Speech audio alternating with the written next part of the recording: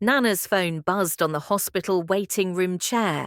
She reached for it absently, her mind still on Chisholm sleeping in the recovery room after her third miscarriage.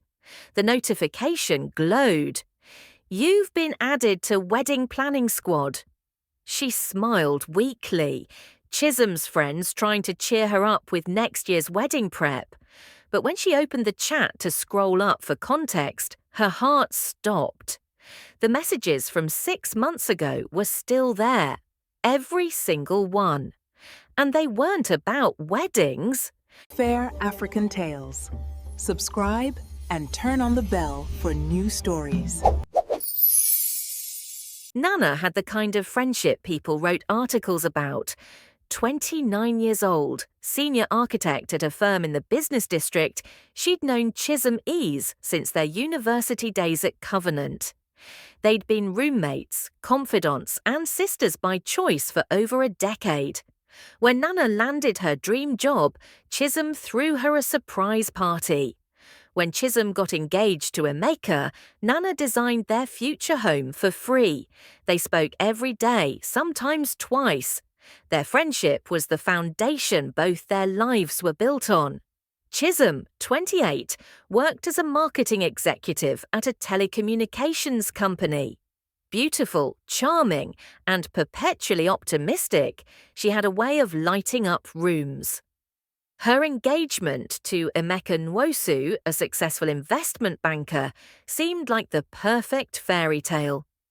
They'd met at a friend's wedding 3 years ago, and their relationship had been smooth, enviable. Emeka was generous, attentive, and came from good family. The kind of man every mother prayed for. Nana had watched Chisholm transform from a career-focused woman into someone glowing with wedding plans. The traditional engagement had been spectacular. Chisholm's parents spared no expense. The white wedding was set for March, and Nana was maid of honour naturally. She'd already ordered her aso ebi, helped Chisholm choose her dress, and spent countless evenings addressing invitations while they laughed over wine.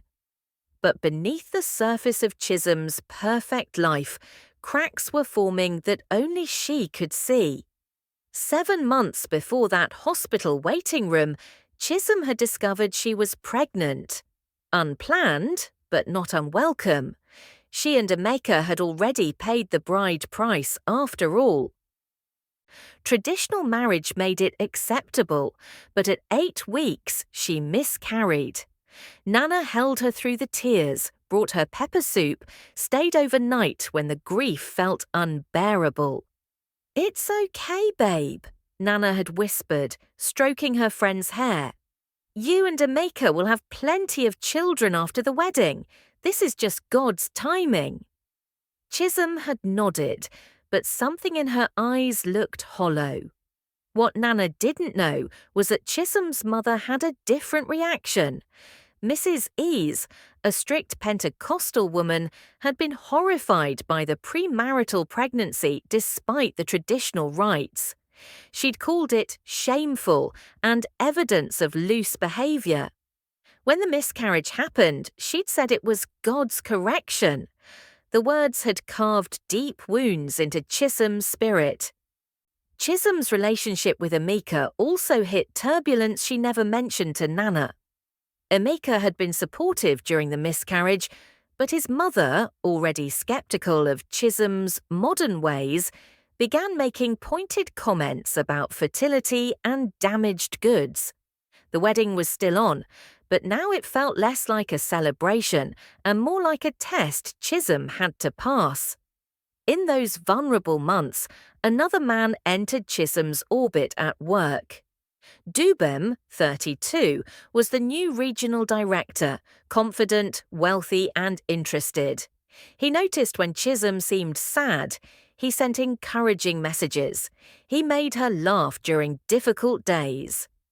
What started as friendly workplace comfort became something else entirely when he invited her to a business dinner and the conversation turned personal.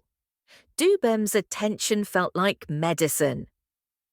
He didn't know about the miscarriage, the family judgment, the pressure. He just saw her as desirable, successful, worthy. When he kissed her in his car after that dinner, Chisholm kissed him back. When he suggested they continue the evening at a hotel, she said yes. The affair lasted 3 months. Secret hotel meetings, expensive gifts, passionate messages. Chisholm told herself it wasn't real, that Amika was her future, that this was just temporary escape from the pain. But the more she fell into Dubham's arms, the more confused she became about what she actually wanted.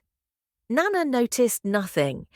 She was busy with a major project deadline, and when she and Chisholm talked, Chisholm smiled and discussed wedding details like everything was fine. Nana thought her friend had recovered beautifully from the miscarriage trauma. The affair ended abruptly when Dubham's wife, who Chisholm hadn't known existed, confronted her at the office. The woman was calm, cold, and devastating.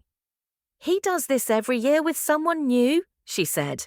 "I always find out. We have 3 children. He always comes home."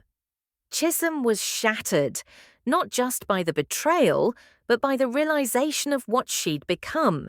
The other woman, the side piece, the cliché. She broke it off immediately, blocked Dubham's number, and tried to pretend those 3 months never happened. She threw herself into wedding preparations with manic energy. But guilt ate at her. Every time Emeka kissed her, she thought about Dubham. Every time his mother asked about grandchildren, she remembered her own mother's harsh words.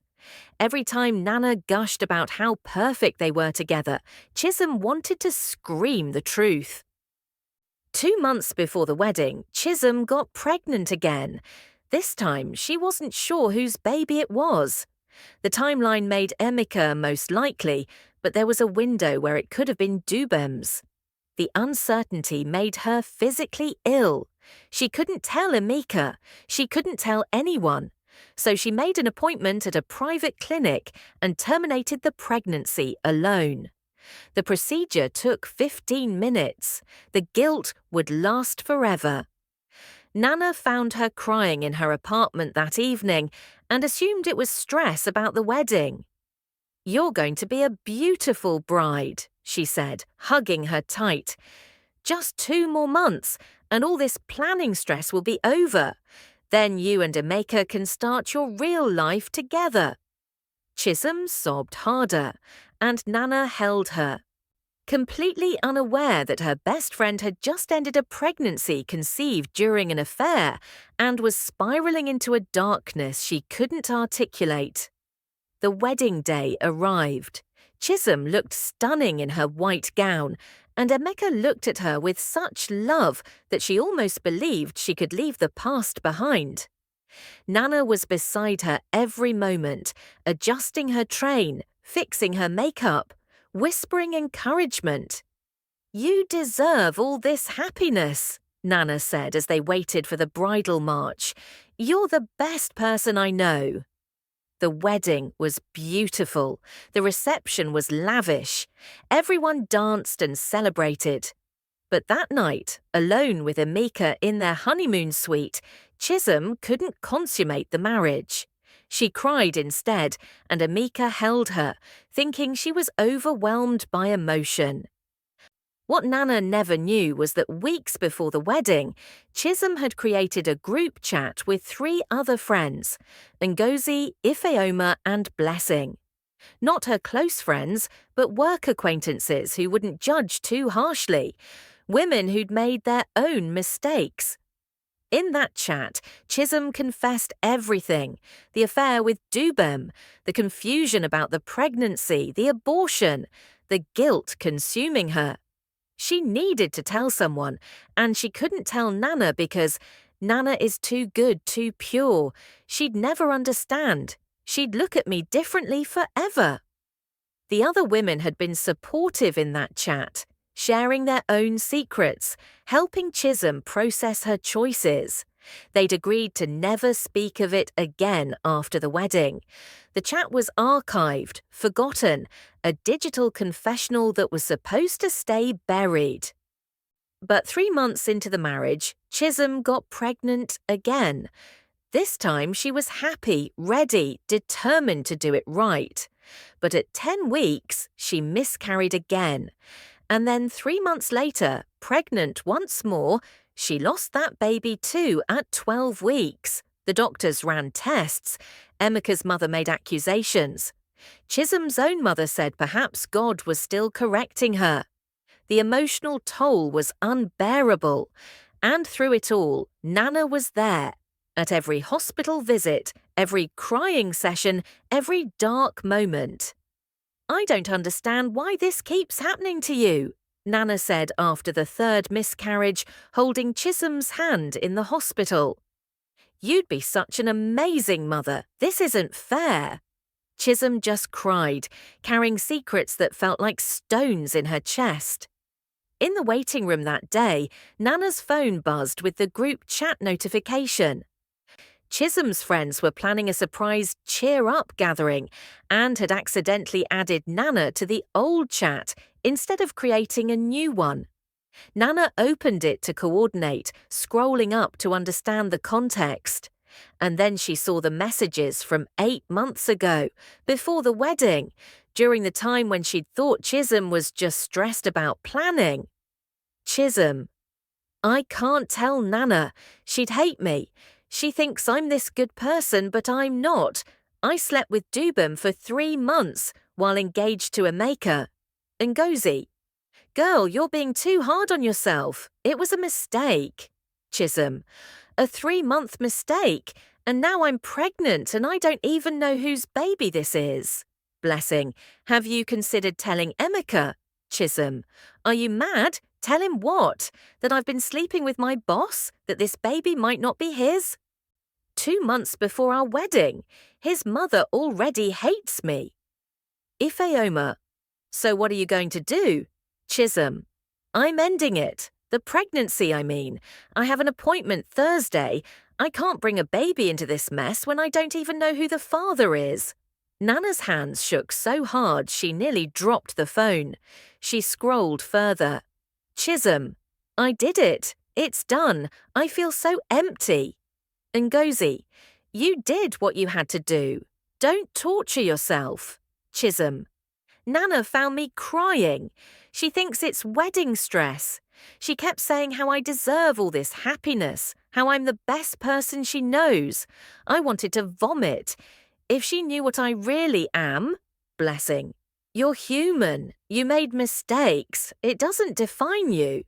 Chisholm: "I'm marrying Emeka in 2 months and I can barely look at him, but I can't tell him the truth. It would destroy everything. His family, my family, all the plans. I just have to live with this." Ifeoma: "Are you sure you want to go through with the wedding?" Chisholm: "What choice do I have? Everyone's expecting it, and maybe if I just push through, I can become the person everyone thinks I am. Fake it till you make it, right?" Nana scrolled through weeks of messages. Chisholm discussing the affair in detail. Chisholm's guilt about the abortion, Chisholm's fear about the wedding night, and worst of all, Chisholm's repeated statements about how she couldn't tell Nana because she'd never forgive me, and she's too judgmental even though she pretends not to be. The messages blurred as tears filled Nana's eyes. While she'd been planning the wedding, addressing invitations, standing as maid of honor, Chisholm had been lying about everything. The friendship Nana thought was built on complete honesty was a facade. Every conversation, every tear Chisholm had cried on her shoulder about the miscarriages, all of it felt tainted now by the knowledge that Chisholm had deliberately hidden the most important parts of her life. The hospital room door opened. The nurse smiled at Nana. "Your friend is asking for you. She's awake."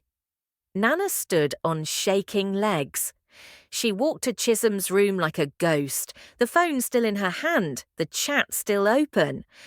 Chisholm looked pale and exhausted in the hospital bed. When she saw Nana, her face crumpled. "Nana," she whispered, "thank God you're here. I don't know what I'd do without you.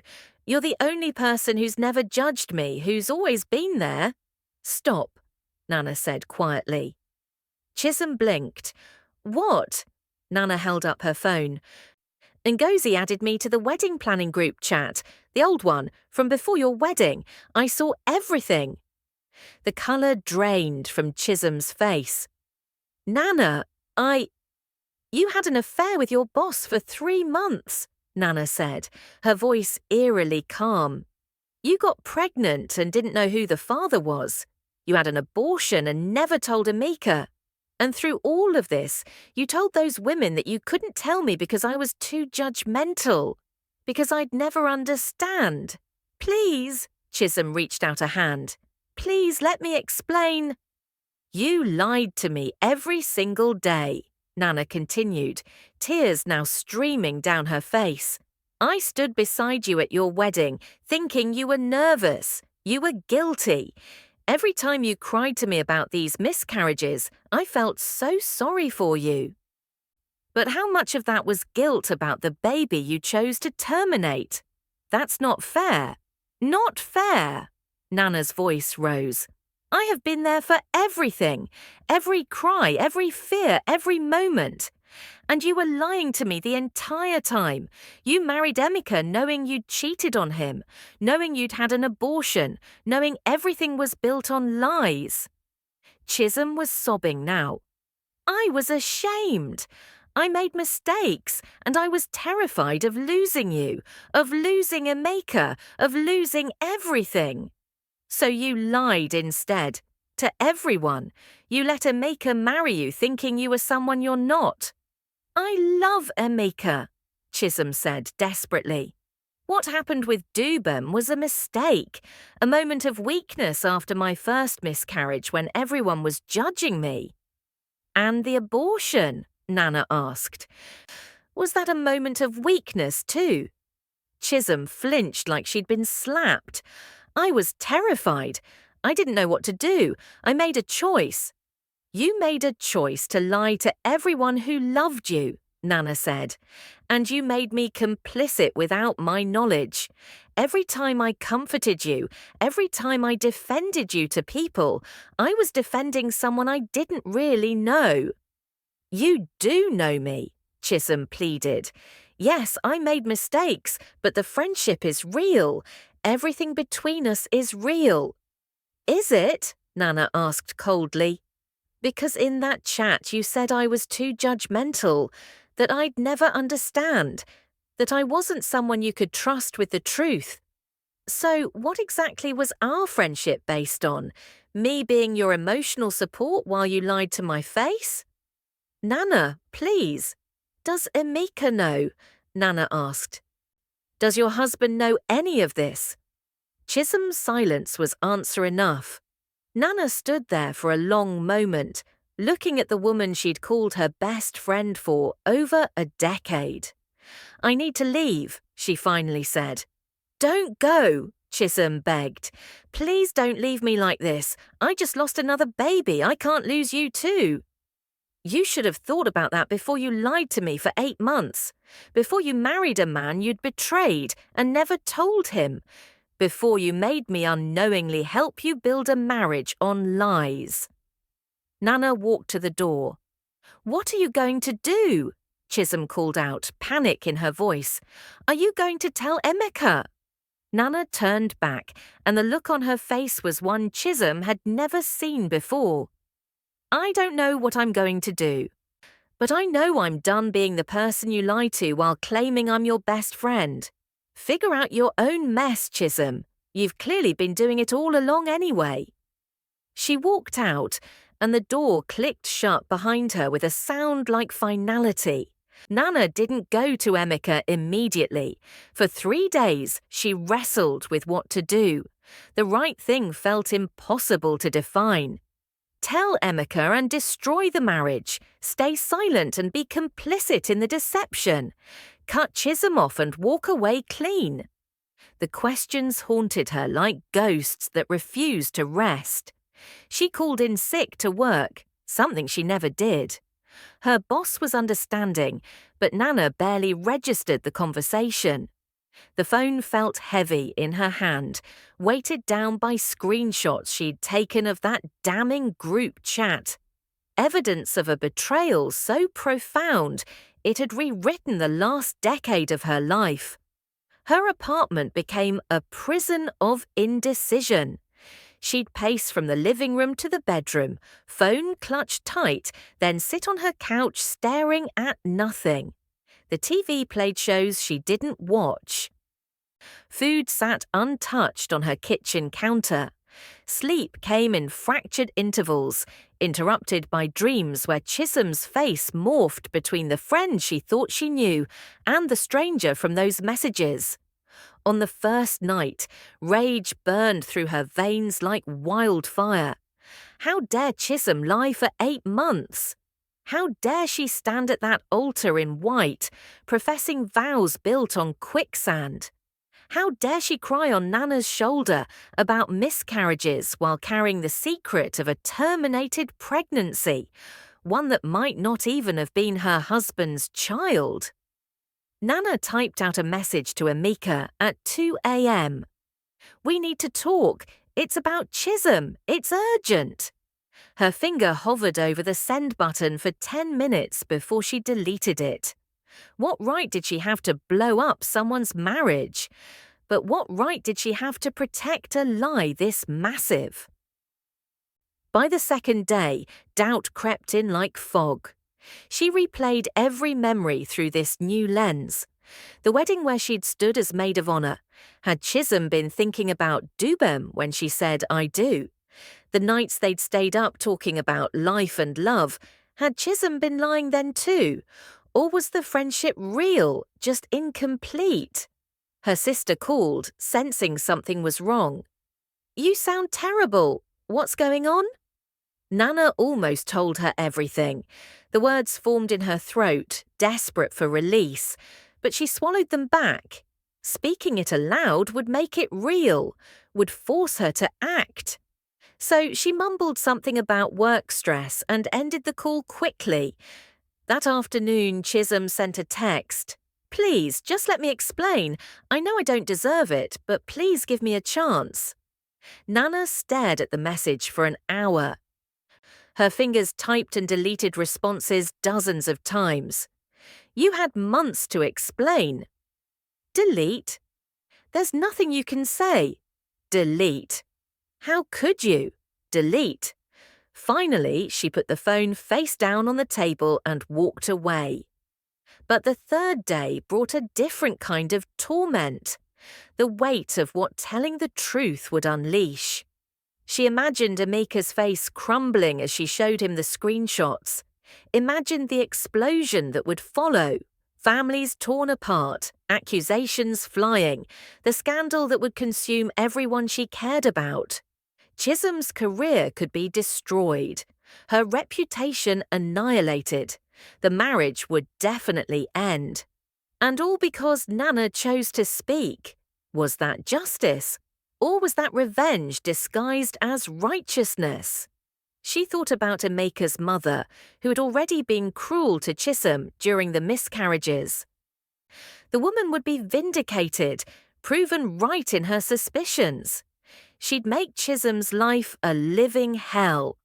And Chisholm's own mother, strict Mrs. Ease, who'd called her daughter shameful, what would this revelation do to that already fractured relationship? Nana found herself in front of her bathroom mirror at midnight, studying her own reflection like it belonged to a stranger. "Who are you?" she whispered. "The friend who protects or the one who destroys?" Because that's what it felt like. A choice between two versions of herself, the Nana who valued honesty above all else, or the Nana who understood that some truths burned everything they touched. Her phone buzzed again. Another message from Chisholm. I know you hate me. I hate myself too. But Emeka doesn't deserve to be hurt like this. Please don't tell him. I'm begging you. The audacity of it made Nana laugh bitterly. Chisholm was still trying to control the narrative, still trying to protect herself. But was she wrong? Did Emeka deserve to know, even if the knowledge would destroy him? Nana thought about the Emeka she knew, kind, generous, devoted. A good man who loved his wife completely. What would this truth do to him? Would it set him free, or would it cage him in bitterness for the rest of his life? Some people said ignorance was bliss. Maybe Emeka was better off not knowing. Maybe the marriage could survive on the foundation of a lie if no one ever shook it.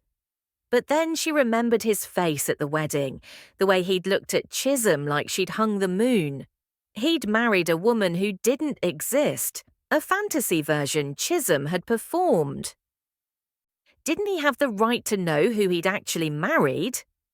By the third night, Nana sat at her dining table with a notebook, writing out the options like a business decision.